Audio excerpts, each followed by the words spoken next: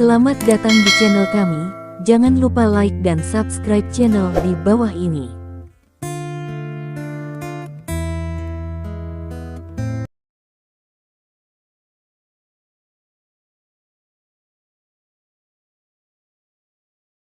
Bab 1221. Setiap orang yang makan cukup puas. Setelah makan selesai, Stephen Lin tidak mengatur yang berikutnya, karena pemimpin dari atas mengatur yang berikutnya. Yang disebut adegan selanjutnya ini bukan menyanyi, tapi minum teh. Ya, itu adalah kegiatan yang elegan. Bagi para pemimpin di atas, hal-hal seperti menyanyi pada dasarnya telah dilucuti dari kehidupan mereka. Minum teh atau mencicipi teh hanya sesuai dengan identitas mereka. Stephen Lin dan yang lainnya secara alami pergi ke janji temu dengan gembira. Meskipun minum teh agak membosankan, teh pemimpin bukanlah sesuatu yang bisa diminum oleh orang biasa. Proses minum teh tidak perlu dijelaskan secara detail, dan waktunya pun tidak lama, hanya sekitar 1 jam saja. Baru pukul 10 malam ketika saya keluar dari kedai teh. Stephen Lin dan yang lainnya mengirim pemimpin ke mobil, dan kemudian Stephen Lin, Ma Xiaoyun, dan Liu Huateng berjalan kembali ke kedai teh dengan pemahaman diam-diam. Apa yang kamu lakukan? Apakah kamu lupa membawa sesuatu? Liu Qiangqi bertanya dengan heran ketika dia melihat mereka bertiga berjalan kembali ke kedai teh. Ketiga Stephen Lin saling memandang, lalu Stephen Lin menepuk bahu Liu Qiangqi dan berkata, "Liu Tua, kamu memiliki cara yang baik dalam berbisnis, tetapi masih ada kekurangan hubungan manusia." Hubungan manusia? Tanda tanya. Liu Qiangqi bahkan lebih bingung. Baru setelah Liu Qiangqi melihat bahwa Stephen Lin dan yang lainnya membeli semua teh termahal di kedai teh, dia tiba-tiba menyadarinya. "Ah, simpan beberapa untukku, jangan beli semuanya," kata Liu Qiangqi dengan tergesa-gesa. "Tuan Liu, kami masih memiliki banyak teh yang enak. Saya akan mengirim seseorang untuk mengambilnya nanti," kata pemilik kedai teh sambil tersenyum. "Wang Tua, kemas tehnya sebentar lagi, orang-orang kami akan datang kepadamu untuk mengambilnya, jadi kami pergi dulu," Stephen Lin berkata kepada pemilik kedai teh. "Oke, terima kasih bos." Bos tersenyum dan berjabat tangan dengan Stephen Lin dan yang lainnya satu persatu, lalu mengirim mereka keluar dari kedai teh dan melihat mereka masuk ke dalam mobil. "Kalian benar-benar memiliki banyak pemikiran, dan kamu tidak memberitahuku sebelumnya," kata Liu Qiangqi dengan sedih. "Hal semacam ini hanya bisa dirasakan, tidak diungkapkan dengan kata-kata," kata Stephen Lin sambil tersenyum. "Namun, bukankah begitu harga teh di pasar dipertengkarkan?" Liu Qiangqi bertanya dengan rasa ingin tahu. "Teh, barang antik, karya seni, dan bahkan anggrek sebelumnya dan mastif Tibet semuanya memiliki efek yang sama," Stephen Lin menjelaskan. "Saya tahu karya seni dan barang antik," kata Liu Qiangqi. "Apapun yang telah dipecat pada akhirnya akan terhapus dengan sia-sia," kata Stephen Lin. Liu Qiangqi mengangguk setuju, lalu memandang Stephen Lin dan berkata, "Bos Lin, kapan Anda akan memperkenalkan saya? Saya juga ingin bergabung dengan cabang Illuminati Asia." "Itu tergantung pada kinerja Anda di game ketiga," kata Lin Ziming dengan senyuman. Babak ketiga. Liu Qiangqi tertegun sejenak, dan bertanya, "Ada babak ketiga?" Petik 2. "Lalu kenapa tidak? Karena kamu di sini, aku harus membiarkanmu mengalami kehidupan malam ibu kota kekaisaran." Stephen Lin tersenyum. "Kupikir aku akan kembali ke hotel." Liu Qiangqi menggaruk kepalanya, lalu diam-diam mengambil ponselnya dan mengirim pesan ke bawahannya, meminta mereka untuk membatalkan clubhouse yang dipesan. "Hanya minum dan mengobrol. Pemimpin baru saja datang. Aku tahu kamu tidak akan bisa menikmati minumannya. Selain itu, kita minum teh dan mengurangi alkohol. Sekarang kita bisa minum. Kita tidak bisa menyia-nyiakan kesempatan besar ini." Petik 2. Stephen Lin berkata. Baik Ma Xiaoyun dan Liu Huateng mengangguk sambil tersenyum. Nyatanya, bagi mereka tidak terlalu tertarik dengan kehidupan malam, karena pada level mereka, mereka telah memainkan semua yang seharusnya mereka mainkan.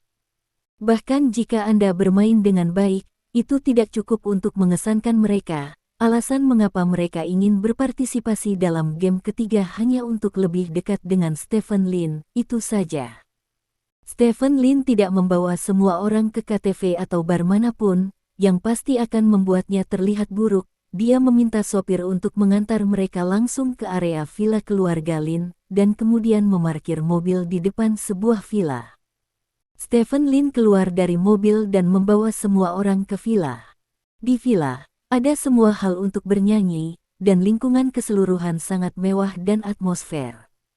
Lindsay memerintahkan seseorang untuk membawa anggur, lalu menerima telepon dan datang ke gerbang villa. Setelah beberapa saat, sebuah Rolls-Royce berhenti di depan Stephen Lin. Stephen Lin langsung membuka pintu mobil.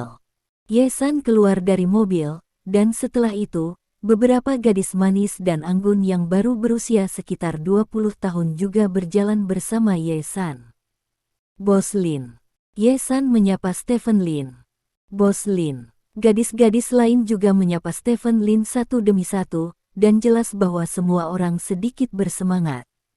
Berikan ponsel dan tasmu ke satpam, lalu ikuti aku masuk, kata Stephen Lin. Semua orang mengangguk berulang kali, menyerahkan ponsel dan tas mereka, lalu mengikuti Stephen Lin ke villa. Ketika Ye-san melihat beberapa orang duduk di aula villa, ekspresinya sedikit berubah. Meskipun ketika Stephen Lin menelepon dan memintanya untuk membawa beberapa saudari yang bijaksana dan tampan untuk minum, dia berharap Stephen Lin akan menerima kesempatan besar, tetapi dia tidak mengharapkan kesempatan sebesar itu. Ma Xiaoyun, Niu Huateng, dan Liu Qiangqi, industri mereka mencakup hampir semua aspek kebutuhan dasar hidup masyarakat kontemporer. Ketiga orang ini hanya bisa dilihat di TV, tapi sekarang mereka semua muncul di depan mereka. Duduklah, ini adalah pertemuan teman di malam hari, semua orang mengobrol, minum, dan bernyanyi, kata Stephen Lin sambil tersenyum. Beberapa wanita cantik masuk ke aula dengan gugup dan duduk di sofa. Tuan Lin, saya tidak berharap Anda mengundang mereka. Anda harus meminta saya untuk menemukan beberapa orang dari lingkaran. Mereka tahu bagaimana melayani orang dengan lebih baik, bisik Ye-san. Beberapa orang ini belum pernah memainkan apapun. Orang-orang di lingkaran hiburan terlalu utilitarian dan tidak cocok untuk permainan seperti ini di malam hari. Ayo pergi dan selesaikan level dengan saya, kata Stephen Lin. Ya, Ye-san mengangguk, lalu mengambil piala dan mengikuti Stephen Lin untuk menyelesaikan levelnya. Waktu berlalu dengan cepat sambil bernyanyi, minum, dan mengobrol. Nyatanya, kecuali Liu Qiangqi, tidak ada orang lain yang bernyanyi, pada dasarnya hanya beberapa wanita yang bernyanyi.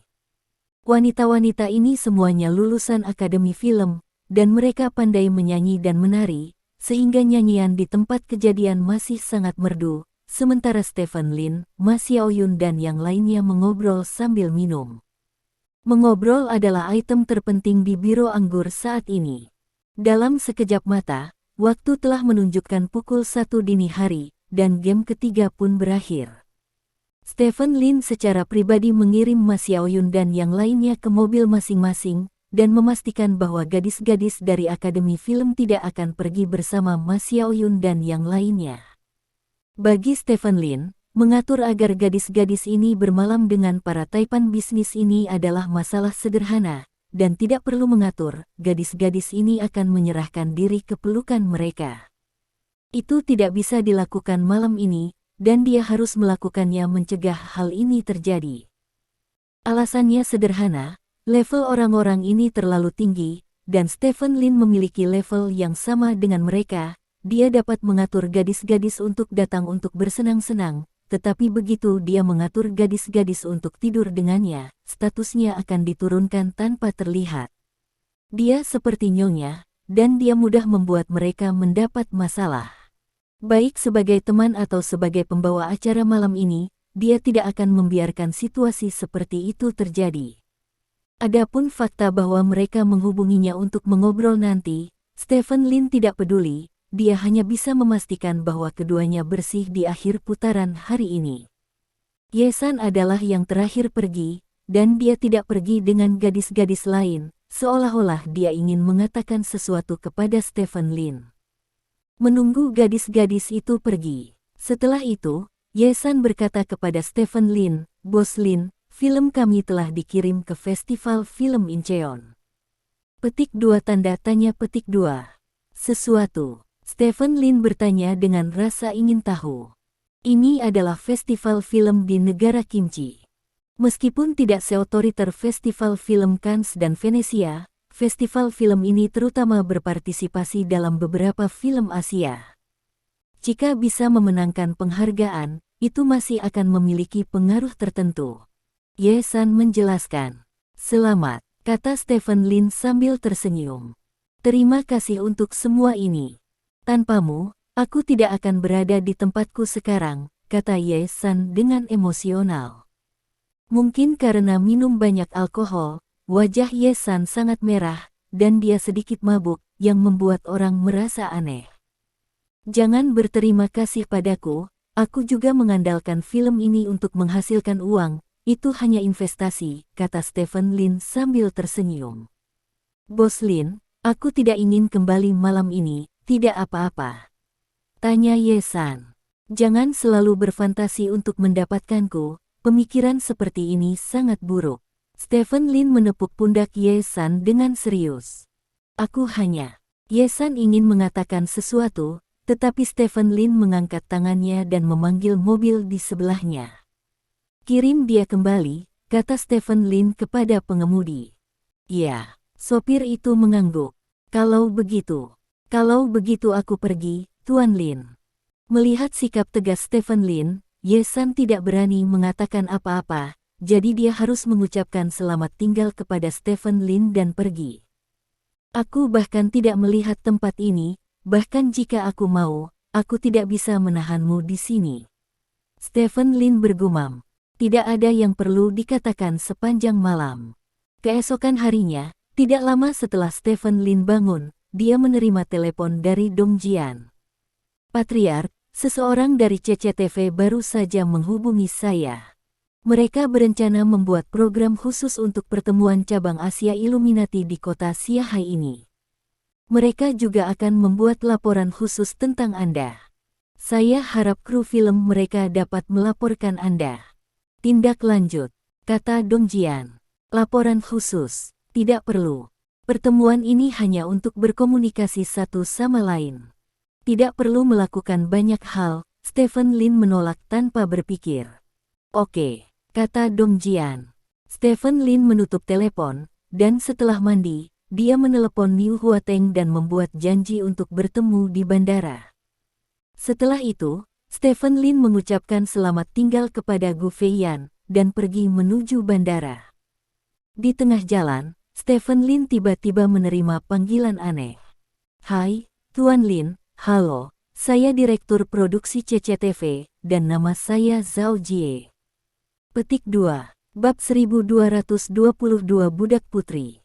Produser Zhao Jie. Ini adalah pertama kalinya Stephen Lin mendengar nama ini, tetapi dia segera menyadari bahwa orang ini kemungkinan besar adalah ayah dari Direktur Zhao Meng.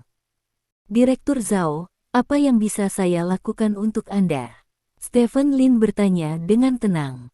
"Tuan Lin, saya dengan tulus meminta maaf kepada Anda atas kecerobohan dan kekasaran putri saya kemarin," Zhao Jie di ujung telepon berkata dengan tulus. Stephen Lin tertegun sejenak. Dia tidak menyangka bahwa dia tidak berniat untuk berdebat dengan Zhao Meng, dan Zhao Jie ini sebenarnya mengambil inisiatif untuk menelepon untuk meminta maaf. Apakah sikap ini terlalu bagus untuk menjadi kenyataan? "Bukan apa-apa, ini hanya masalah kecil, anak muda, aku bisa memahaminya," kata Stephen Lin.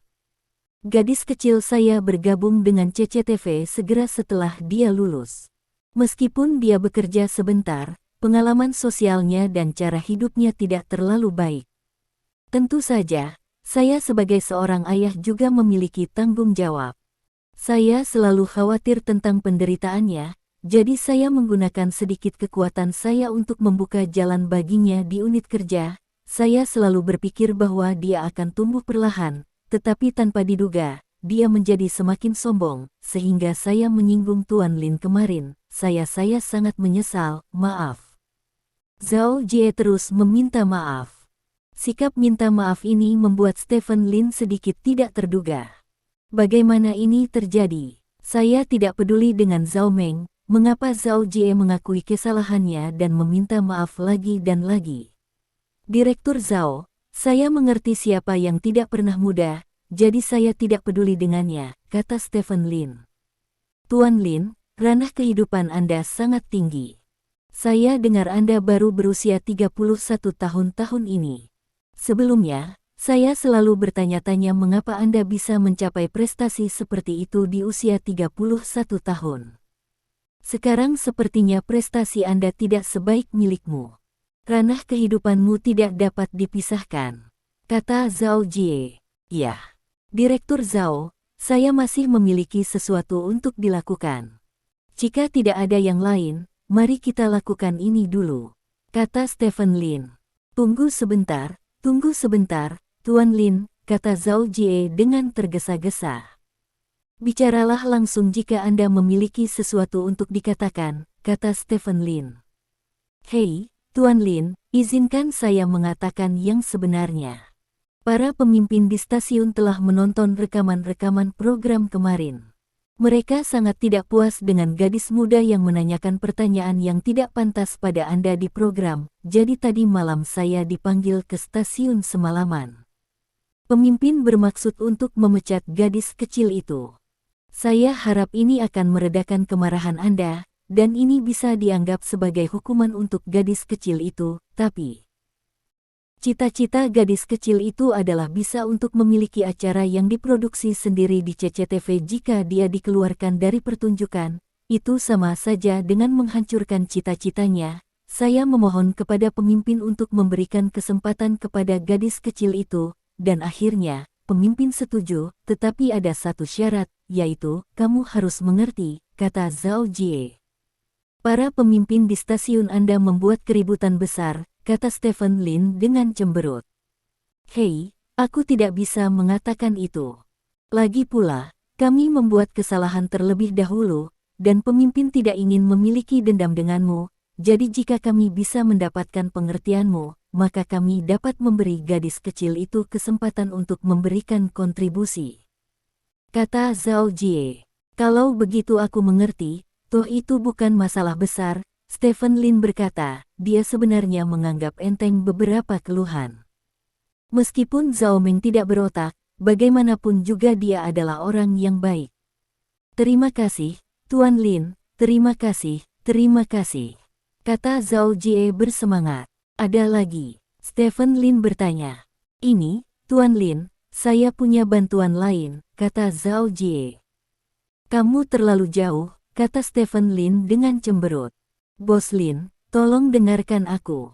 Aku tahu ini tidak terlalu bagus, tapi untuk putriku, aku tidak bisa menahannya, kata Zhao Jie. Ayo, aku akan segera ke bandara, kata Stephen Lin. Aku baru saja memberitahumu bahwa pengertianmu sebenarnya dapat ditukar dengan kesempatan gadis kecil itu untuk melakukan kejahatan dan melakukan perbuatan baik. Kesempatan ini adalah program wawancara eksklusif denganmu. Seseorang dari stasiun seharusnya menghubungimu sekarang, kan? Itulah yang direncanakan stasiun untuk diberikan kepada Anda. Xiao Nu. Stasiun berharap Xiao Nu dapat membuat untuk Anda program wawancara yang secara positif mempromosikan Anda, sebagai imbalan atas pengertian Anda, dan pada saat yang sama, itu juga merupakan kompensasi untuk Anda, kata Zhao Jie. Oh, Stephen Lin tiba-tiba menyadari, tidak heran Dong Jianhui baru saja mengatakan bahwa seseorang dari CCTV akan melakukan wawancara eksklusif untuknya, dan dia berani membuat Zhao Meng merasa bersalah dan berjasa.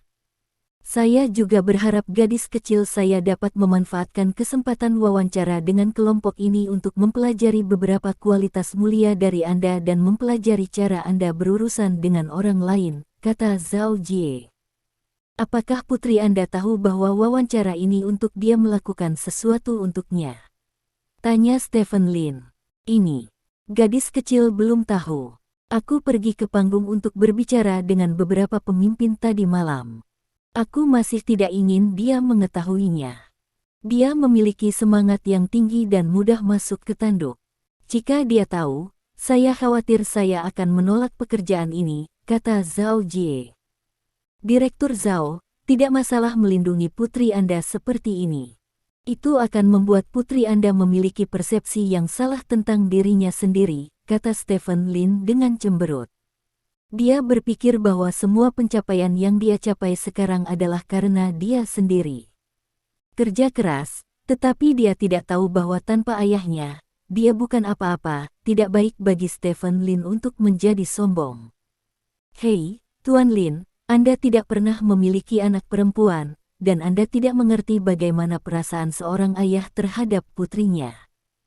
Jika saya bisa, saya bersedia melindunginya selama sisa hidup saya dan mencegahnya menjadi terluka oleh masyarakat ini, kata Zhao Jie dengan penuh kasih sayang. Maka kamu harus memberitahu dia bahwa kamu melindunginya, jangan sampai dia memiliki persepsi yang salah tentang dirinya sendiri, kata Stephen Lin. Gadis kecil dilahirkan untuk menjadi kuat. Ada beberapa hal yang saya benar-benar tidak berani memberitahu dia bahwa saya membantunya. Tuan Lin, kali ini saya memohon kepada Anda sebagai seorang ayah tua. Saya harap Anda dapat memberi gadis kecil itu sebuah kesempatan untuk melakukan perbuatan baik. Tolong. Itu, kata Zhao Jie dengan penuh semangat. Stephen Lin memegang telepon dan secara naluriah ingin menolak. Dari sudut pandangnya, saya tidak peduli lagi dengan Anda. Ini adalah kebajikan terbaik saya. Anda masih ingin Zhao Meng, seorang wanita bodoh, mengikuti saya dan memfilmkan kehidupan sehari-hari saya. Terlalu banyak untuk menjadi kenyataan. Itu urusanmu. Jika kamu ingin menjadi ayah yang penyayang, jadi apa urusanku?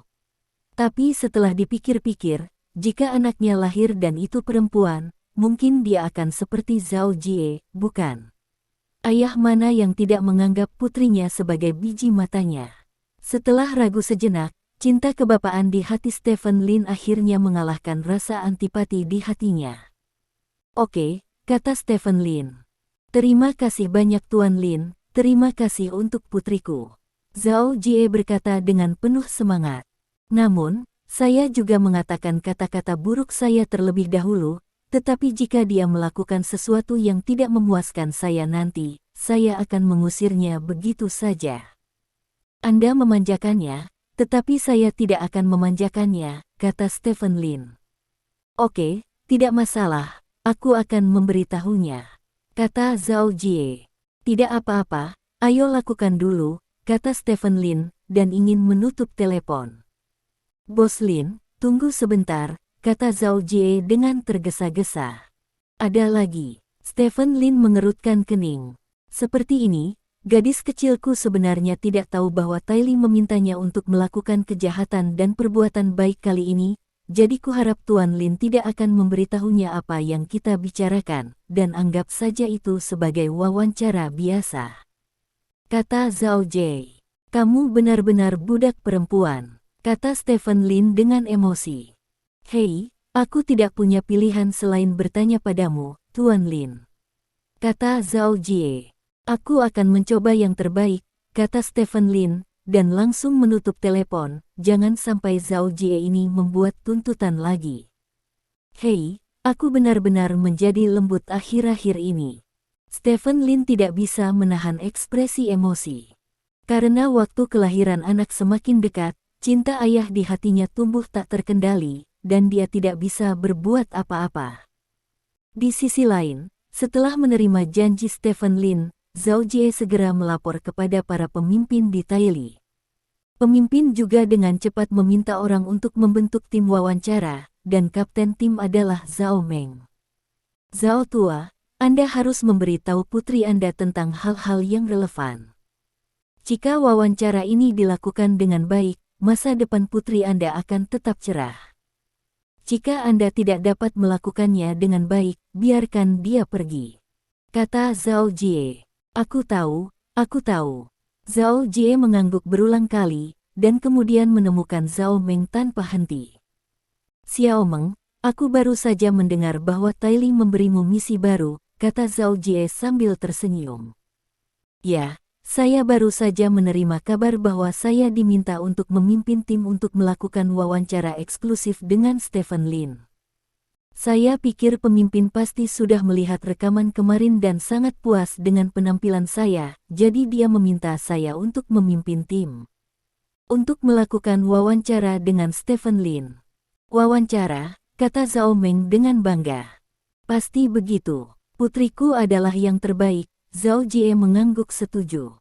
Itu perlu. Zhao Meng mengangkat dagunya dengan arogan, lalu tiba-tiba menghela nafas, dan berkata, Ayah, sebenarnya aku tidak ingin tetap di saluran keuangan, aku ingin pergi ke saluran kehidupan budaya, atau ke saluran pendidikan. Oke, saya ingin mengajak sekelompok orang untuk membuat film dokumenter tentang keadaan nyata anak-anak di pegunungan untuk ditonton semua orang, agar semua orang dapat lebih memperhatikan pendidikan dan pertumbuhan anak-anak ini. Bahwa Anda memiliki ambisi yang tinggi, tetapi saluran keuangan adalah yang kedua. Setelah pedal Yui, setelah mendapatkan pijakan yang kuat di sini, mudah bagi Anda untuk pergi kemanapun, dan begitu Anda pergi, pada dasarnya Anda adalah seorang kader, jadi juga nyaman bagi Anda untuk mencapai cita-citamu, bukan? Kata Zhao Jie. Hei, itu benar, maka aku akan menanggungnya, kata Zhao Meng. Ngomong-ngomong, nak, kali ini kamu memimpin tim untuk mewawancarai Stephen Lin, maka kamu harus memperhatikan. Tujuan stasiun ini adalah menggunakan Stephen Lin sebagai panutan untuk publisitas, jadi kamu perlu merekam lebih banyak foto. Wei Guangzheng dari Stephen Lin. Cobalah untuk mengajukan pertanyaan ke arah yang dapat meningkatkan citra positif Stephen Lin, mengerti? Kata Zhao Jie. Dia melakukan ini lagi. Zhao Meng mengerutkan hidungnya karena tidak puas. Tidak mungkin, dia sekarang menjadi idola nasional dan dapat memberikan contoh yang baik kepada publik, kata Zhao Jie. Saya akan mencoba yang terbaik. Saya mendengar bahwa dia mendirikan dana amal dengan Niu Huateng. Jika ini benar, maka kesan saya tentang dia akan jauh lebih baik. Saya tidak akan menanyakan pertanyaan memalukan itu, kata Zhao Meng. Jika itu masalahnya, itu yang terbaik. Zhao Jie menghela nafas lega. Bab 1223. Efisiensi CCTV masih sangat tinggi. Begitu Stephen Lin tiba di bandara, CCTV sudah membentuk tim pewawancara dan segera bergegas ke bandara.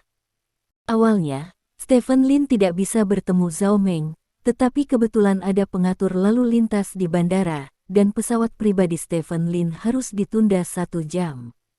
Stephen Lin sedang mengobrol dengan Niu Huateng di ruang tunggu jet bisnis, ketika tim pewawancara menelepon telepon Stephen Lin. Tuan Lin, kami berharap dapat mulai merekam Anda mulai sekarang.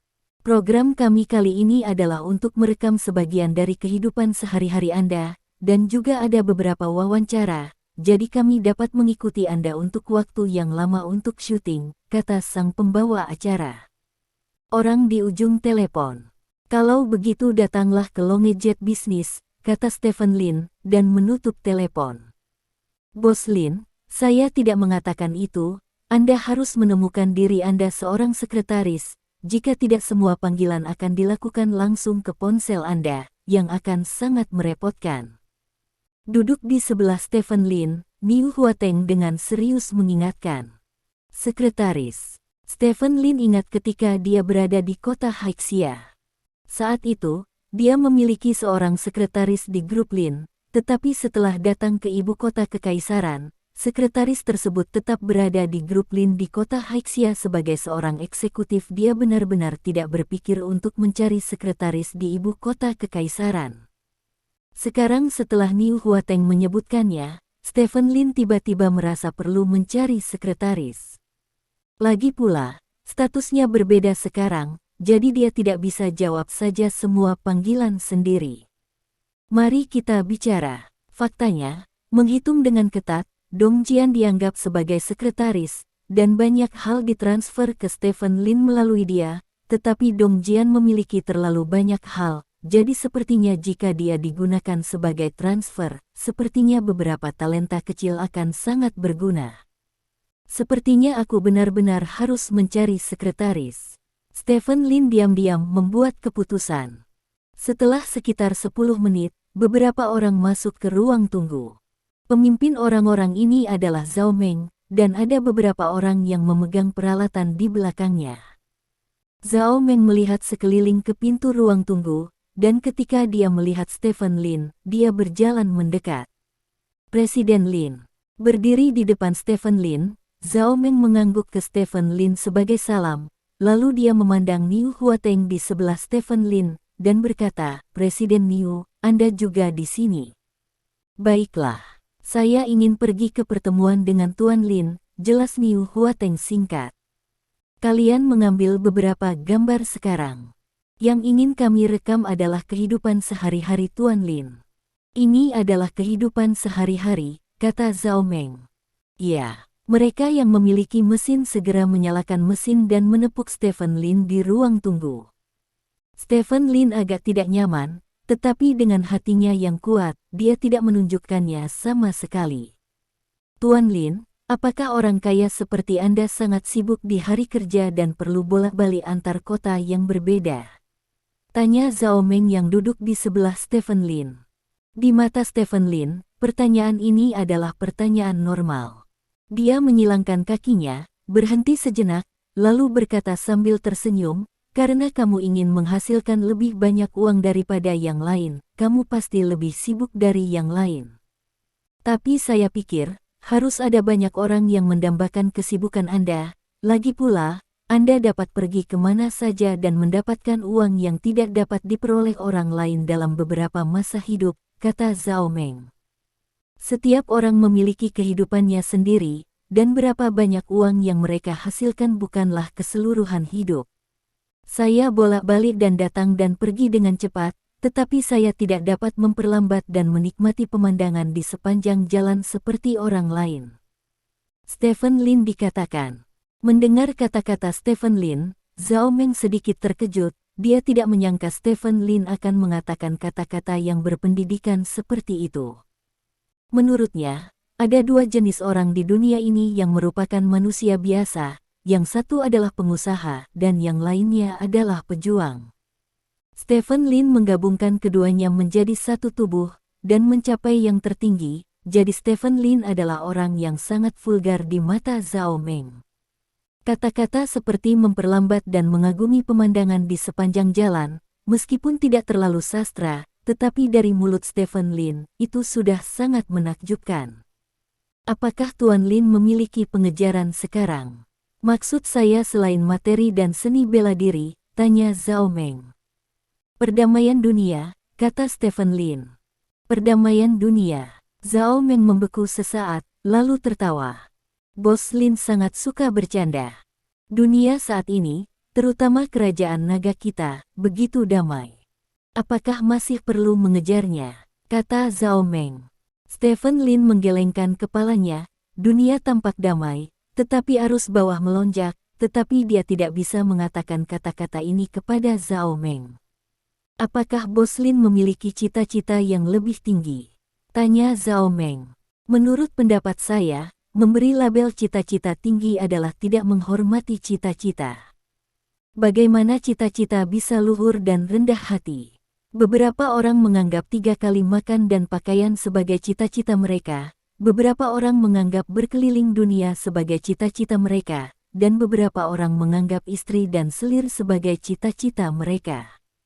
Sebagai cita-cita, beberapa orang menganggap hanya mencintai satu orang dalam hidup mereka sebagai cita-cita. Cita-cita inilah yang dirindukan dan dikejar orang, mengapa kita harus membaginya menjadi luhur dan rendah hati? Tanya Stephen Lin. Zhao Meng tertegun. Dia tidak berharap Stephen Lin mengatakan kata-kata yang tampaknya masuk akal. Saya pikir Anda telah jatuh ke dalam kesalahpahaman. Anda selalu berpikir bahwa hanya hal-hal romantis, cinta jangka pendek dan cinta jangka panjang, atau membantu dunia dan menyelamatkan orang yang mulia, jadi Anda selalu berprasangka buruk terhadap saya, berpikir bahwa saya terlalu pragmatis dan terlalu duniawi, kata Stephen Lin. Wajah Zhao Meng sedikit membeku, dan berkata, kurasa tidak. Petik 2. Stephen Lin melambaikan tangannya dan berkata, saya tahu pikiran Anda wanita muda dan seniman. Di mata Anda mengejar romansa, dan bahkan rela melewati api dan air untuk apa yang disebut romansa. Anda pikir Anda hebat dan pengejaran Anda mulia. Jadi Anda tidak dapat memahami mereka yang terobsesi dengan pengejaran materi. Rasa superioritas seperti itu agak mirip dengan penulis tradisional hingga penulis internet. Penulis tradisional merasa bahwa tulisan mereka penuh dengan bakat sastra, puitis dan konotasi, dan itu bisa bertahan selamanya.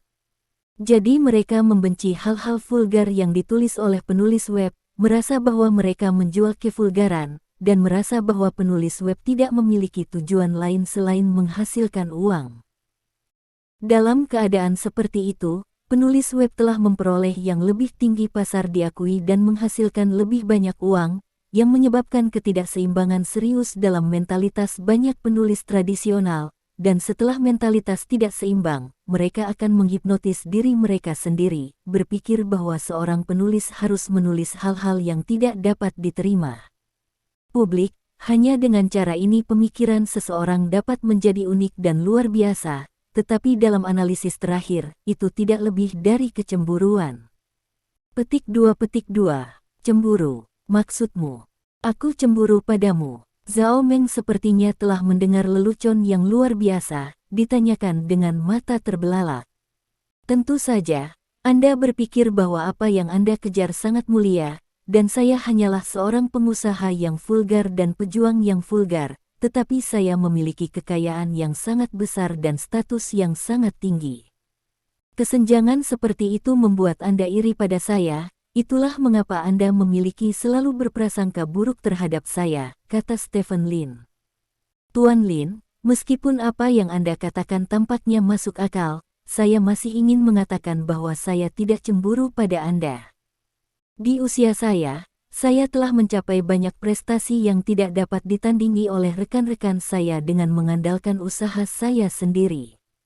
Saya pikir saya sudah menjadi orang yang sangat baik, jadi saya tidak akan cemburu pada Anda, dan saya tidak memiliki prasangka buruk terhadap Anda, kata Zhao Meng dengan serius. Apakah kamu mengandalkan usahamu sendiri? Stephen Lin tersenyum, mengangkat bahu, dan tidak banyak bicara. Zhao Meng merapikan pakaiannya dengan sedikit ketidakpuasan, lalu memandang rekan di sebelahnya dan berkata, apakah kamu sudah mengambil foto? Sudah diambil, kata rekan itu. Benar atau salah, setelah pertunjukan keluar, penonton secara alami akan memiliki penilaian mereka sendiri, kata Zhao Meng pada dirinya sendiri. Ini sepertinya berbicara sendiri, tetapi orang-orang di sebelahnya tahu bahwa dia sedang berbicara dengan Stephen Lin, tetapi Stephen Lin tidak menjawab alasan mengapa dia mengatakan apa yang baru saja dia katakan hanya untuk mengekspos Zhao itu hanya sifat orang seperti Meng karena Zhao Meng tidak mengakuinya, dia tidak akan banyak bicara, dan toh tidak akan ada terlalu banyak persimpangan. Saat itu, seorang purser cantik berjalan dari samping. Tuan Lin, pesawat kami telah disetujui untuk lepas landas, silakan naik ke pesawat bersama saya, kata purser kepada Stephen Lin sambil tersenyum. Stephen Lin mengangguk, melirik Zhao Meng dan berkata, apakah kamu tidak ingin merekam kehidupan sehari-hariku? Ayo, naik pesawat bersamaku, dan tunjukkan kehidupan orang biasa. Setelah selesai berbicara, Stephen Lin memasukkan tangannya. Ambil sakumu, dan berjalan ke depan di belakang purser. Ayo pergi, kata Zhao Meng dengan suara berat. Beberapa kolega di dekatnya mengemasi barang-barang mereka satu demi satu, dan kemudian rombongan itu naik jet pribadi Stephen Lin bersama. Ini adalah pertama kalinya Zhao Meng naik jet pribadi. Begitu dia naik ke pesawat, dia diliputi oleh kemewahan pesawat. Seluruh pesawat memancarkan atmosfer tiran lokal di mana-mana. Pergi dan ambil beberapa tembakan, kata Zhao Meng kepada rekannya. Segera, Seseorang mengambil mesin dan memotret di pesawat. Tidak lama kemudian, pesawat lepas landas dan terbang ke kota Shanghai. Di pesawat, Zhao Meng duduk di seberang Stephen Lin dan bertanya, "Bos Lin, berapa harga pesawat ini?" 1 miliar. Biaya pemeliharaannya 10 juta setahun. Zhao Meng tertegun mendengar kata-kata Stephen Lin. Banyak. Stephen Lin bertanya sambil tersenyum. Jika 1 miliar ini digunakan untuk mensubsidi anak-anak di daerah pegunungan, berapa banyak orang yang dapat bersekolah dan berapa banyak orang yang dapat meningkatkan kebugaran fisiknya? Tuan Lin, apakah menurut Anda ini bukan kemewahan?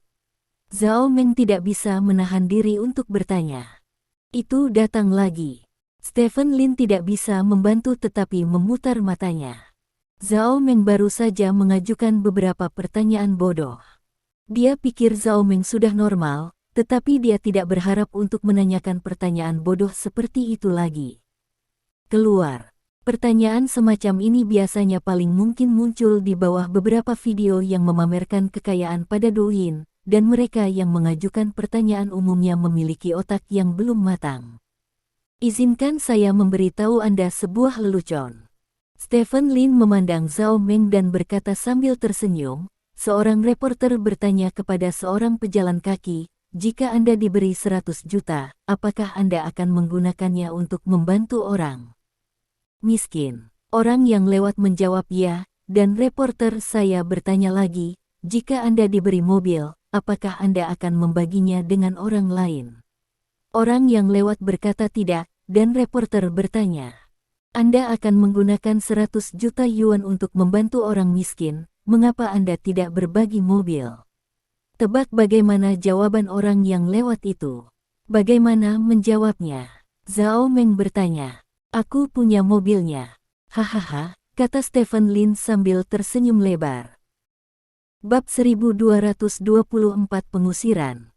Meskipun pertanyaan yang diajukan Zhao Meng adalah pertanyaan yang mematikan otak, dia tidak benar-benar mati otak, jadi dia dapat langsung mendengar ide sentral dari cerita Stephen Lin. Wajahnya sedikit malu, seolah-olah dia merasa bahwa apa yang dikatakan Stephen Lin masuk akal. "Aku ingin istirahat sebentar. Jika tidak apa-apa, kamu bisa pergi ke sana dan duduk bersama rekan-rekanmu." Stephen Lin menunjuk ke sofa tidak jauh dan berkata, "Oke." Zhao Meng bangkit dan berjalan ke sofa tidak jauh dan duduk. Dia sedikit mengernyit, masih memikirkan cerita yang baru saja diceritakan Stephen Lin. Dia ingin menemukan celah dalam cerita, dan kemudian menyerang balik Stephen Lin, tetapi dia tidak dapat menemukannya, yang membuatnya sedikit tertekan. Pesawat berhasil mendarat di Bandara Shanghai 2 jam kemudian. Stephen Lin dan Niu Huateng turun dari pesawat berdampingan, lalu berjalan keluar bandara. Zhao Meng dan yang lainnya mengikuti Stephen Lin dengan cermat, seperti sekelompok pengikut. Setelah meninggalkan bandara, Stephen Lin melihat sekilas Zhang Quan berdiri di pinggir jalan. Zhang Quan juga melihat Stephen Lin dan melambai ke Stephen Lin. Stephen Lin berjalan bersama Niu Huateng. "Ini adalah orang yang bertanggung jawab atas cabang Shanghai dari grup Lin kami, pengawas kelas saya di perguruan tinggi, dan bahkan saudara laki-laki saya." Stephen Lin memperkenalkan Zhang Quan kepada Niu Huateng. "Aku tahu, Zhang Quan, aku bertemu dengannya terakhir kali ketika aku datang ke kota Shanghai." Niu Huateng tersenyum dan menjabat tangan Zhang Quan. "Ayo kita bicara di dalam mobil," kata Zhang Quan. Stephen Lin mengangguk, dan duduk di mobil bersama Niu Huateng. "Kamu milik CCTV, kan? Aku juga mengatur mobil untukmu, ikuti saja kami," kata Zhang Quan kepada Zhao Meng, menunjuk ke sebuah Alphard di belakang Rolls-Royce. "Terima kasih," kata Zhao Meng. Zhang Quan tersenyum, lalu duduk di Rolls-Royce. Sekelompok orang dan 2 mobil melaju menuju pusat kota-kota Shanghai. "Bos, kali ini para peserta pada dasarnya sudah sampai di hotel yang kita siapkan. Pertemuannya akan diadakan besok sore. Malam ini adalah welcome dinner, yang juga akan diadakan di sebuah hotel. Hal-hal yang relevan sudah disiapkan. Total 52 orang kali ini. Orang-orang menghadiri pertemuan tersebut, dan anggota Illuminati cabang Asia hanya 56 orang, dan hanya 4 orang yang tidak hadir, termasuk Lin Jiacheng yang saat ini berada di bawah pengawasan perumahan. Namun, itu adalah perlu dicatat bahwa 2 dari 3 orang lainnya adalah orang-orang dari negara Kimchi. Kami menghubungi mereka beberapa kali, tetapi tidak ada hasilnya. Zhang Quan melaporkan situasi pertemuan tersebut kepada Stephen Lin setelah masuk ke dalam mobil. Ada 2 anggota cabang Asia di negara Kimchi. Stephen Lin bertanya dengan rasa ingin tahu. Yah, kekuatan ekonomi negara Kimchi secara keseluruhan masih sangat kuat, kata Zhang Quan. Karena saya tidak datang ke pertemuan yang saya selenggarakan, maka saya harus dikeluarkan. Lao Niu, haruskah saya memiliki hak untuk mengeluarkan anggota? Stephen Lin bertanya dengan enteng. Yah, Presiden cabang memang berhak mengeluarkan anggota, tapi harus ada alasan yang cukup, dan mereka perlu dilaporkan ke kantor pusat untuk diperiksa oleh presiden atau wakil presiden sebelum mereka bisa mengeluarkan anggota cabang. Kata Niu Huateng. Sungguh. Stephen Lin merenung sejenak, mengangkat ponselnya dan menelepon. Wakil Presiden, saya berencana untuk memecat 2 orang. Stephen Lin secara singkat mengungkapkan pemikirannya di telepon. Saya tidak tahu apa yang dikatakan Barton di ujung telepon. Stephen Lin hanya bersenandung beberapa kata, lalu menutup telepon.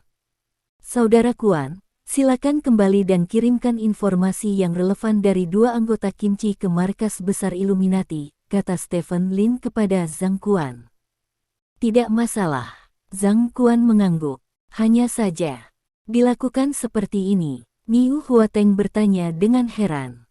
Kalau tidak, Stephen Lin tersenyum dan berkata, jika kamu bahkan tidak bisa berurusan dengan 2 orang ini, maka aku tidak harus menjadi presiden. Petik 2. Banteng. Niu Huateng tidak tahan untuk tidak mengacungkan jempol. Anda tahu, setiap anggota cabang sangat penting bagi Illuminati, dan Illuminati tidak akan mengeluarkan anggota dengan mudah, kecuali jika anggota tersebut melakukan semacam kecemburuan atau pengkhianatan organisasi. Jarang dikeluarkan tanpa menghadiri pertemuan seperti ini. Tak lama kemudian, mobil berhenti di gerbang hotel.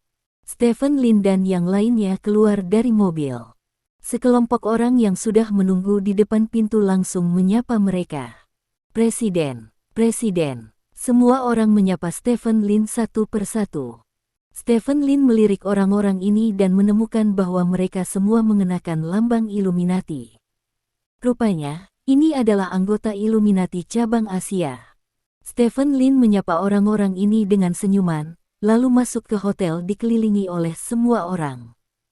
Karena orang-orang ini terlalu antusias, Stephen Lin bersikeras untuk mengobrol dengan orang-orang ini di lantai pertama selama lebih dari 10 menit sebelum dia dapat melarikan diri. Sesampainya di kamar presidensial di lantai atas, Stephen Lin tidak membuang waktu, langsung pergi ke kamar mandi untuk mandi, lalu berganti pakaian yang layak. Pada saat ini, Zhao Meng dan yang lainnya juga telah tiba di suite Stephen Lin. Saudari Meng, ku dengar kamar presidensial hotel ini 88.888 sehari. Sebuah kamera berbisik kepada Zhao Meng. Mahal sekali. Zhao Meng bertanya dengan heran. Benar, ini dikatakan sebagai hotel termahal di kota Shanghai. Aku melihatnya di Douyin. Presidential suite di sini berharga 88.888 semalam. Bahkan suite eksekutif berharga 38.888 semalam. Benar-benar mewah, kata juru kamera. Berkata dengan emosi. Uang benar-benar bukan uang, kata Zhao Meng dengan emosi dari lubuk hatinya. Semuanya, saya juga membuka kamar untuk Anda. Ada di suite eksekutif di lantai bawah. Anda masing-masing akan memiliki 1 kamar. Saya harap Anda dapat lebih memperhatikan saat syuting dan rekaman, dan berusaha menjaga sisi paling sempurna dari bos kami. Zhang Quan He tersenyum dan berkata kepada Zhao Meng dan yang lainnya. 1 kamar per orang. Staf CCTV yang berpengetahuan luas ini semua membuka mulut mereka. Selain itu, ini untuk kerja keras semua orang. Zhang Quan mengeluarkan beberapa amplop merah dari tangannya dan menyerahkannya kepada semua orang di depannya. Setiap amplop merah menggembung, dan sekilas tidak ada kekurangan uang. Kami tidak bisa meminta uang ini. Kami sedang menyelesaikan tugas di stasiun. Apapun yang difoto adalah apa adanya. Bagaimana penyajiannya pada akhirnya adalah masalah pengeditan, yang tidak ada hubungannya dengan kami. Zhao Meng menggelengkan kepalanya. Ini kerja keras, tolong datang jauh-jauh ke sini, kata Zhang Quan, memasukkan amplop merah ke dalam saku beberapa anggota staf.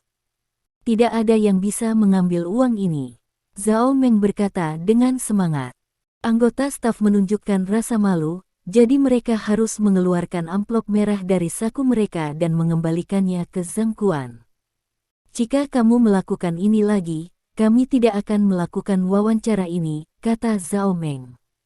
Oke, ayo lakukan ini, kamu turun untuk istirahat dulu, dan kami telah memesankan kursi untukmu di pesta makan malam di malam hari, waktunya jam 7 malam, ingatlah untuk hadir tepat waktu. Zhang kata Quan, mengambil beberapa kamar kartu itu diserahkan kepada semua orang. Ayo pergi. Zhao Meng berbalik dan pergi dengan kartu kamar di tangan. Setelah semua orang pergi, Zhang Quan berjalan ke Stephen Lin. Apakah wanita itu memiliki masalah otak? Dia bahkan tidak membayar kerja kerasnya. Zhang Quan bertanya dengan curiga. Bagaimana mungkin seorang wanita muda sastra romantis menerima kerja kerasmu? Stephen Lin berkata sambil tersenyum. Wanita muda sastra romantis. Zhang Quan tertegun sejenak, lalu tersenyum dan berkata, tapi dia terlihat sangat baik, dia seharusnya menjadi akun terkait di CCTV, kan? Ngomong-ngomong, beri aku informasi tentang dua anggota kerajaan Kimchi, kata Stephen Lin. Baik. Zhang Quan mengangguk, mengeluarkan folder dan menyerahkannya kepada Stephen Lin. Stephen Lin membuka folder itu dan melihatnya. Ada dua anggota Illuminati di negara Kimchi, satu bernama Jin Desun dan yang lainnya bernama Lu Wuqi. Keduanya berusia 60-an, tetapi mereka berdua bergabung dengan cabang Illuminati Asia dalam 5 tahun terakhir. Jin Desun terutama bergerak dalam bisnis mobil. Perusahaan mobil turunan terbesar di negara Kimchi dimiliki oleh Jin Desun, dan yang bernama Lu Wuqi berbeda dengan Jin Desun. Lu Wuqi adalah direktur besar di negara Kimchi. Seberapa besar sutradara hebat ini? Dia telah memenangkan 3 Oscar untuk sutradara terbaik dan dikenal sebagai Spielberg of Asia. Dia juga satu-satunya di Asia yang bisa berdiri bahu-membahu dengan sutradara-sutradara besar Eropa itu. Meskipun Illuminati adalah kamar dagang, tidak semua anggotanya adalah pengusaha, misalnya Newton dan Hawking adalah ilmuwan, dan Beethoven adalah seorang seniman. Tetapi siapapun yang telah mencapai hasil luar biasa di bidangnya sendiri berhak untuk bergabung dengan Illuminati, dan di Illuminati, para ilmuwan dan seniman ini dapat langsung menerima dana dari Illuminati, dan mereka dapat melakukan penelitian tanpa khawatir. Banyak koleksi seni di Illuminati disumbangkan ke Illuminati secara gratis oleh beberapa master seni yang pernah bergabung dengan Illuminati. Kedua orang ini juga diperkenalkan oleh Park Tae-chuan untuk bergabung dengan Illuminati cabang Asia. Kali ini, kamu dan Park Heng-yu adalah musuh. Mungkin karena Park Heng-yu mereka tidak datang ke pertemuan ini, kata Zhang Quan. Yah, aku tahu. Stephen Lin menyerahkan dokumen itu kepada Zhang Quan, dan kemudian berkata, setelah malam ini, nama kedua orang ini akan dihapus dari daftar keanggotaan Illuminati. Pu Hengyu tidak boleh duduk, dan menonton. Zhang Quan bertanya, jadi bagaimana jika kamu tidak hanya duduk dan menonton? Stephen Lin mencibir, dan berkata, apakah kamu pikir aku satu-satunya yang tidak suka melihatnya? Oh. Zhang Quan mengangkat alisnya. Kamu tidak benar-benar berpikir bahwa aku mengadakan pertemuan ini hanya untuk mengenalmu. Stephen Lin bertanya sambil tersenyum. Mendengar kata-kata Stephen Lin, mata Zhang Quan sedikit berbinar. Kamu mengadakan pertemuan ini hanya untuk berurusan dengan Park Heng-yu? Tanya Zhang Quan. Stephen Lin mengangguk, berdiri dan berjalan ke jendela dari lantai ke langit-langit untuk melihat ke kejauhan. Saat ini, matahari telah terbenam di barat. Pu Heng-yu adalah pohon yang menjulang tinggi. Jika kita ingin berurusan dengannya, kita harus memotong daun dan dahannya. Ketika dia hanya memiliki batang yang telanjang, saat itulah kita menebang pohonnya, kata Stephen Lin dengan tenang. Bab 1225. Ketika Stephen Lin membunuh Pu Taichuan, dia tahu bahwa hanya satu orang yang bisa bertahan antara dia dan Pu Heng-yu. Bagi Stephen Lin, dengan musuh yang tangguh seperti pohon kehidupan, tidak bijaksana baginya untuk memprovokasi Park Heng-yu. Tapi tidak mungkin, semua yang dia lakukan adalah untuk memperkuat dirinya sendiri, dan dalam perjalanan untuk memperkuat dirinya, dia pasti akan menyinggung banyak orang. Mereka yang bisa mengubah permusuhan menjadi batu giok adalah yang terbaik, dan mereka yang tidak bisa, maka mereka hanya bisa melangkah maju di atas mayat lawan. Malam tiba. Stephen Lin keluar dari kamarnya dengan setelan yang layak, dengan kemeja putih salju dan dasi kupu-kupu, memegang tongkat pembunuh naga di tangannya. Dia naik lift ke lantai tempat makan malam diadakan. Begitu dia keluar dari lift, Stephen Lin melihat para nyonya rumah di depannya. Penampilan setiap nyonya rumah berada di atas garis standar, dan semuanya dalam kondisi yang baik. Stephen Lin keluar dari lift dan berjalan ke ruang perjamuan. Begitu mereka sampai di depan pintu, orang-orang di aula depan itu berdiri seperti hiu dengan tato berdarah. Stephen Lin berjalan ke aula, dikelilingi oleh suara salam satu demi satu, dan banyak orang berjalan sampai ke Stephen Lin.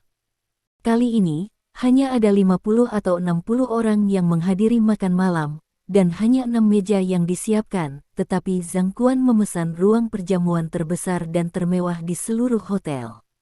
Selain pengunjung, sebagian besar ballroom diubah menjadi panggung. Di belakang panggung, banyak entertainer yang bersiap-siap.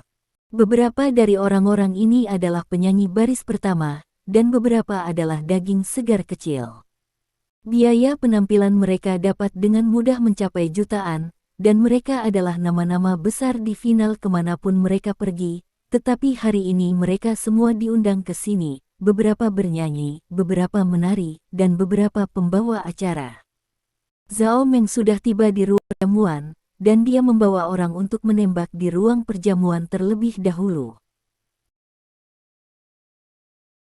Ketika dia melihat bintang lini pertama di belakang panggung, dia benar-benar terkejut. Terakhir kali dia melihat begitu banyak bintang lini pertama bersiap di belakang panggung, sepertinya di belakang panggung gala festival musim semi CCTV, bukan? Dengarkan apa yang dikatakan Stephen Lin sebelumnya, bukankah ini hanya pesta makan malam biasa? Kenapa begitu megah? Meng kecil. Seseorang tiba-tiba memanggil Zhao Meng. Zhao Meng menoleh ke belakang dan menemukan bahwa itu adalah Xiao Sa, kepala pembawa acara CCTV. Kakak Sa, kenapa kamu di sini? Zhao Meng bertanya dengan heran. Bos Lin mengundang saya untuk menjadi pembawa acara makan malam ini, jelas Xiao Sa. Apakah tidak banyak yang terjadi di Taiwan baru-baru ini? Bisakah kamu masih menyelundupkan? Tanya Zhao Meng. Tuan Lin memiliki banyak wajah. Dia menyapa dan membiarkan saya datang. Ngomong-ngomong, saya mendengar bahwa kali ini Anda memiliki program yang akan mengikuti Tuan Lin selama seluruh proses, serta wawancara eksklusif. Anda benar-benar beruntung. Xiao Meng. Xiao Sa berkata dengan iri. Keberuntungan macam apa yang ada? Zhao Meng mengangkat bahu. Aku belum akan memberitahumu tentang Xiao Meng. Aku masih harus melakukan persiapan. Mari kita bicara lagi saat ada kesempatan, kata Xiao Sa, berbalik dan berjalan ke samping. Zhao Meng berkeliaran di latar belakang dan kembali ke ruang perjamuan di aula saat ini. Botol-botol Feitian Moutai yang sudah tua telah diantarkan ke meja, dan semua jenis lauk pauk yang lezat juga dibawakan oleh pelayan. Berapa biayanya malam ini? Zhao Meng menghela nafas melihat ke ruang perjamuan yang megah. Aku tidak tahu apa-apa lagi, biaya penampilan bintang-bintang itu sendiri diperkirakan mencapai ratusan juta. Seorang rekan berbisik, alangkah baiknya menggunakan uang itu untuk membantu orang lain, atau melakukan sesuatu yang lebih berarti, kata Zhao Meng. Sister Meng, Bos Lin ada di sini. Seseorang menunjuk ke pintu dan berkata. Zhao Meng melihat ke pintu, tepat pada waktunya untuk melihat Stephen Lin berjalan masuk dari pintu seperti bintang dan bulan. Ambil lebih banyak tembakan, kata Zhao Meng. Segera, seorang juru kamera mengambil kamera dan memotret Stephen Lin. Zhao Meng merapikan pakaiannya dan berjalan menuju Stephen Lin. Saudari Meng, jangan tanyakan lagi tentang konsep konsumsi itu. Seseorang mengingatkan. Zhao Meng berhenti sebentar, lalu berjalan ke meja di sebelahnya dan duduk. Kalian tembak, aku tidak ingin bertanya apa-apa sekarang, kata Zhao Meng. Mendengar apa yang dikatakan Zhao Meng, semua orang menghela nafas lega. Faktanya, tidak hanya Stephen Lin yang menganggap pertanyaan Zhao Meng itu bodoh, tetapi juga rekan-rekan di kelompok yang sama berpikir demikian. Tapi mereka tidak tahu. Bagaimanapun, ayah Zhao Meng adalah direktur produksi. Di sisi lain, Stephen Lin menyapa semua orang sebentar, dan kemudian datang ke meja utama untuk duduk. Ada beberapa kelas berat duduk di meja utama, Stephen Lin menyapa mereka satu persatu dan duduk di kursinya. Setelah itu, semua anggota juga mengambil tempat duduk mereka sesuai dengan nama mereka. Zhao Meng dan yang lainnya juga menemukan tempat mereka, yaitu di tepi ruang perjamuan. Beberapa rekan Zhao Meng mengatur semua peralatan fotografi, cukup untuk mengabadikan seluruh ruang perjamuan. Zhao Meng duduk di kursi, merasa kurang tertarik. Dia merasa bahwa pandangan hidupnya dan nilai-nilainya terlalu berbeda dari pandangan Stephen Lin, jadi dia bahkan tidak dapat meningkatkan minat untuk mengajukan pertanyaan kepada Stephen Lin. Itu saja, bagaimanapun, saya mengajukan beberapa pertanyaan sebelumnya, dan saya dapat melakukan bisnis setelah saya kembali. Zhao Meng berpikir dalam hati. Di meja utama, Stephen Lin berdiri memegang mikrofon. Aula perjamuan yang awalnya berisik langsung terdiam. Adegan ini sedikit mengejutkan Zhao Meng. Terima kasih kepada semua teman saya hari ini. Saudara telah memberikan saya wajah Stephen Lin untuk menghadiri pertemuan pertengahan tahun cabang Illuminati Asia kami. Sebenarnya di mata saya, tidak masalah sama sekali apakah akan ada pertemuan atau tidak. Yang terpenting adalah bisa bertemu dan berkomunikasi dengan Anda. Saya, Stephen Lin, suka berteman, semua orang memperlakukan saya sebagai teman, dan saya secara alami memperlakukan Anda semua sebagai teman. Semua orang berkumpul di sini hari ini, saya hanya memiliki satu kalimat, makan dan minum dengan baik, yaitu, saya sangat memikirkan saya, Stephen Lin. Setelah Stephen Lin selesai berbicara, letakkan mikrofon, lalu ambil sebotol Moutai di atas meja. Dan langsung menuangkan segelas besar. Ayo, hormati semuanya. Stephen Lin mengambil gelas anggur. Semua orang di tempat kejadian juga mengambil kacamata mereka. Lakukan, kata Stephen Lin, dan minum anggur di gelas dalam sekali teguk. Terlepas dari apakah mereka bisa minum atau tidak, mereka semua meminum anggur di cangkir mereka. Makan malam selamat datang malam ini telah resmi dimulai, kata Zhang Quan sambil tersenyum sambil memegang mikrofon. Saat suara Zhang Quan turun, pembawa acara Xiao Sa berjalan ke tengah panggung. Makan malam sambutan yang megah dimulai. Gelombang selebritas bergiliran tampil di atas panggung, dan anggota Illuminati cabang Asia juga datang ke meja utama untuk bersulang Stephen Lin secara bergantian. Orang-orang ini yang biasanya hanya menyesap ketika orang lain datang untuk minum, semuanya menjadi tak tertandingi saat ini rendah hati. Mereka sedikit membungkukkan pinggang mereka, menyeret bagian bawah gelas anggur dengan satu tangan, mendentingkan gelas dengan Stephen Lin dengan senyum tulus di wajah mereka, dan kemudian meminum anggur penuh di gelas. Botol Moutai dibersihkan, lalu dikirim ke sudut untuk ditumpuk, dan hidangan lezat disajikan di atas meja. Ini sangat enak, ini adalah sesuatu yang belum pernah saya makan sebelumnya. Seorang rekan yang duduk di sebelah Zhao Meng menghela nafas sambil makan. Yang lain juga mengangguk satu demi satu, makan malam-malam ini bukan hanya anggur yang enak, tetapi bahkan hidangannya pun yang terbaik.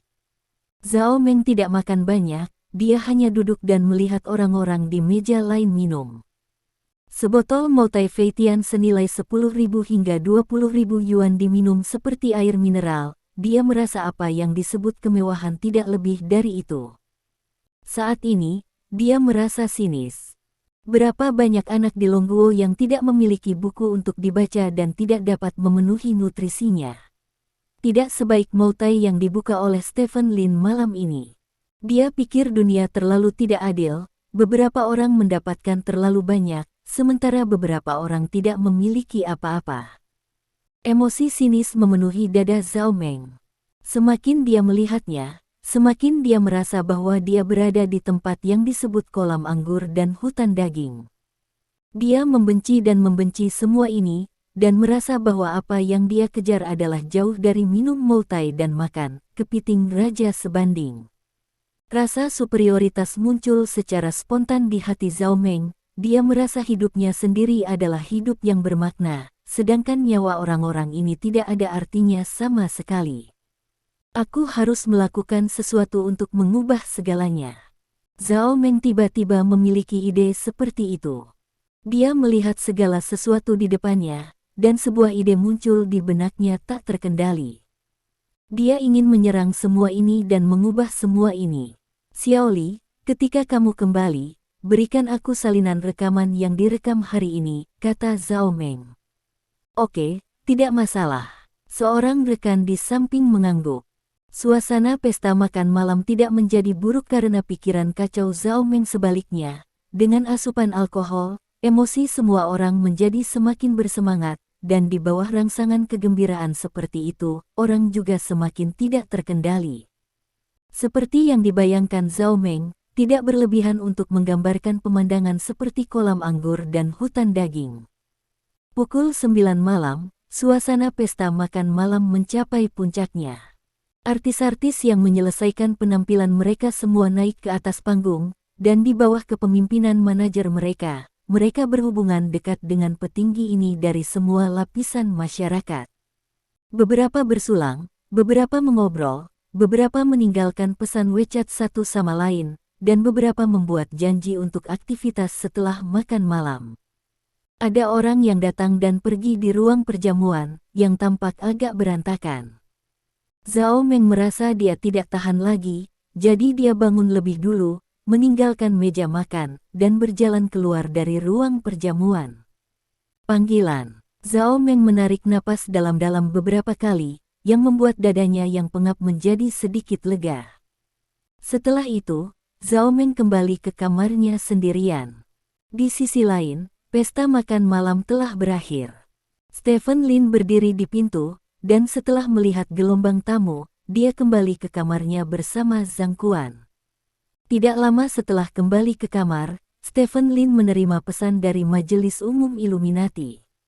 Setelah diskusi antara Wakil Presiden dan Presiden, diputuskan untuk mencabut Kim Desun, Ketua Kimchi Nations Descendants Otomobil, dan Lu Wuqi, Direktur Kimchi Nation, sebagai anggota Illuminati cabang Asia. Berita tersebut menyebar seluruh Illuminati dalam sekejap. Semua orang terkejut dengan berita ini. Terima kasih. Sampai jumpa di bab selanjutnya.